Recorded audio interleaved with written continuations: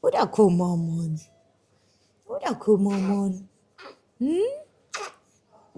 Դու արդեն լավ ես, ահա, տես մասաժիկները անենք, գազիկները դուրս գա։ Ջանի, իրար է կերակրելու։ Մեկնարկեց համաշխարհային կրծքով կերակրման շաբաթը, որի շրջանակներում եւս մեկ անգամ կուզենայի նշել կրծքով կերակրման առավելությունները եւ յուրահատկությունները։ Կրծքի կաթը եզակի սնունդ է նորածին երեխաների համար, որը ունի այլընտրանք իրա բաղադրությունով։ Կրծքի կաթի արտադրությունը կախված չի իրենց սննդակարգից կամ ընդունած հեղուկների քանակից եւ որևէ մի դեղորայքից։ Կրծքի կաթը արտադրվում է ծննդաբերած կնոջ մոտ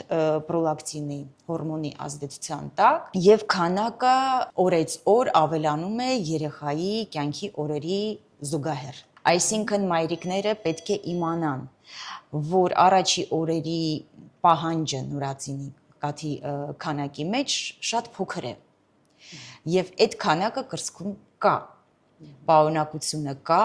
եւ շատ անգամ մայրիկները դժգոհում են նրանից, որ կաթը չի հերիքում, իրանք չեն կարողանում ապահովել երեխային կրծքի կաթով, դա այդպես չի։ Կա տենց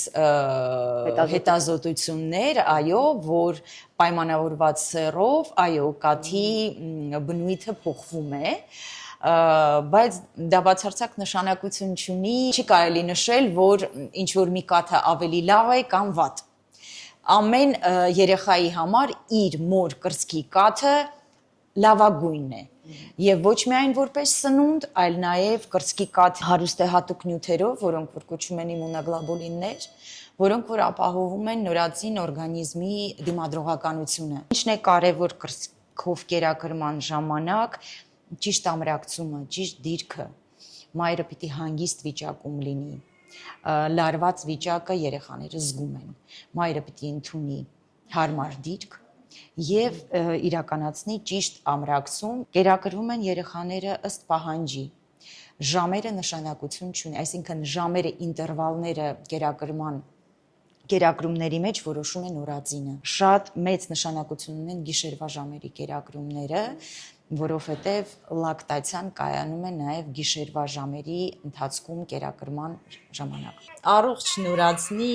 լացի հիմնական պատճառը դա սովն է։ Միևնույն է, եթե անգամ գազիկներից էլ ցավի լաց է, կոլիկաներ ունի, կրծքով կերակրման ընթացքում այդ ցավն էլ է վերանում։